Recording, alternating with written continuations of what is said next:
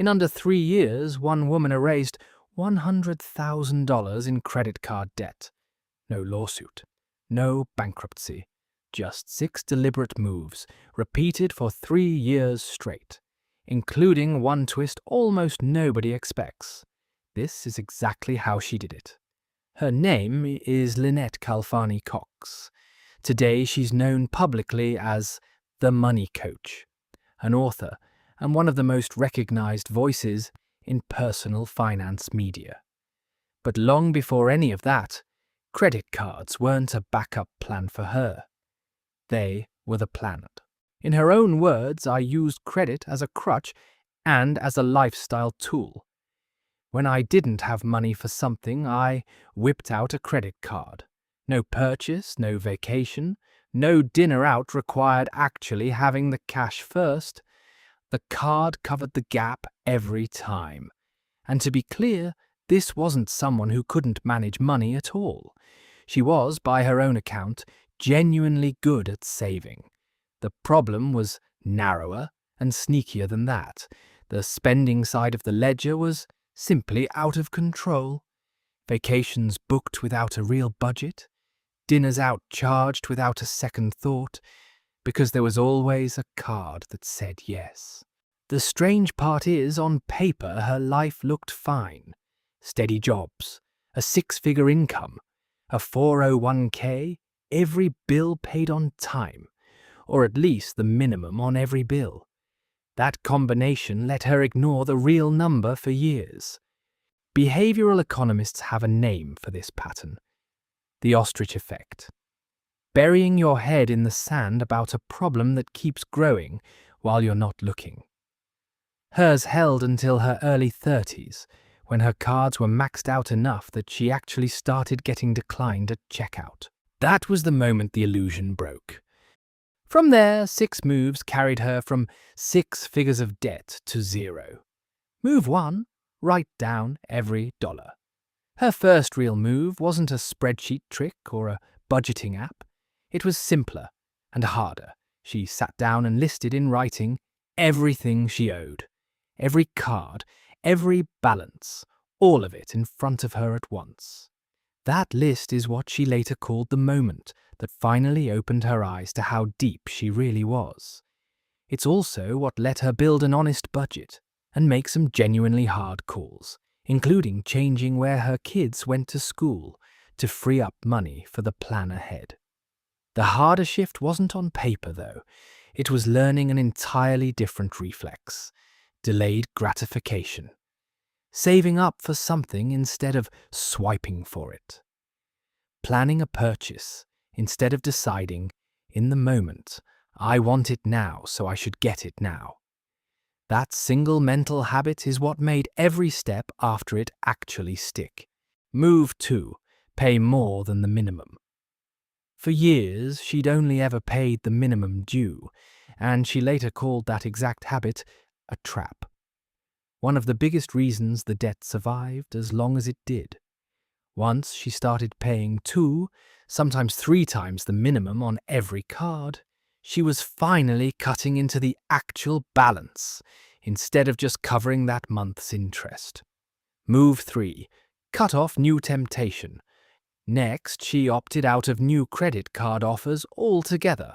1 call, 1 form, and years of tempting sign-up bonuses simply stopped landing in her mailbox. When you're already deep in debt, the last thing you need is a new reason to add to it. Move 4, negotiate the rate. Then came the move with arguably the biggest mathematical impact. She called her creditors directly and negotiated her interest rates down, landing at 0%, 2.9% or 4.9% across her cards, instead of the double-digit rates that had been quietly inflating her balances every month. Move 5, free up cash everywhere else. She also looked past her credit cards entirely, refinancing her auto loan to lower that payment too, freeing up even more money to throw at the real target. Move 6, every windfall, no exceptions. And every bit of extra money, year-end bonuses, raises, tax refunds, went straight at the debt. No exceptions. The very last $30,000 of it disappeared thanks to one specific windfall. She and her husband sold a plot of land they owned in Newark, New Jersey, and put the entire sale toward the balance. Most people don't have land sitting around to sell, but her bigger point still holds. Money can come from more places than your paycheck if you're willing to look. Not avalanche, not snowball, a third way. Here's the twist most debt content skips.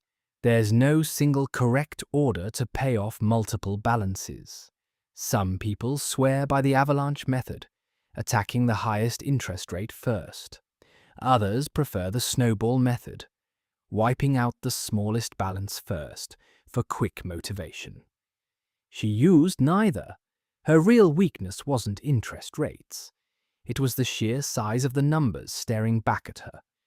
So she went after her highest dollar balances first, because watching those big, scary numbers actually shrink month after month is what kept her motivated to keep going. 3 years, $100,000, $0. She didn't swear off credit cards forever. She still uses them and still holds on to one she's had for almost 20 years. The difference now is control.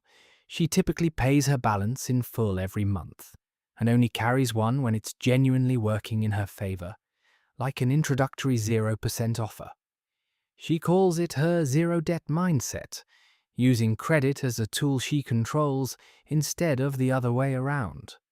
Today she holds 6 credit cards, including one for her business. She's a business owner now, and even her old habit of loving travel came back, just rebuilt. She budgets trips up front and, where it makes sense, combines business travel with vacation time for a deduction, instead of charging a trip on impulse and dealing with the balance later. Lessons. A few things worth taking from her 3 years, whatever your number looks like. 1. You can look fine on paper and still be in real trouble. A steady income doesn't cancel out debt. It just makes it easier to ignore. 2. The interest rate is often more powerful to attack than the balance itself. A handful of phone calls did more for her than any single spending cut. 3. There's no one right payoff order. The best method is the one that actually keeps you motivated enough to finish. And 4. Paying off the debt isn't the same as fixing the habit underneath it. The mindset shift, learning to wait instead of swipe, is what kept the debt from just building right back up afterward. Her full journey, and the mindset she built afterward, is documented in her own writing as the Money Coach. If your number still feels impossible, remember, for 3 years, so did hers. If you want the next real story like this one, subscribe.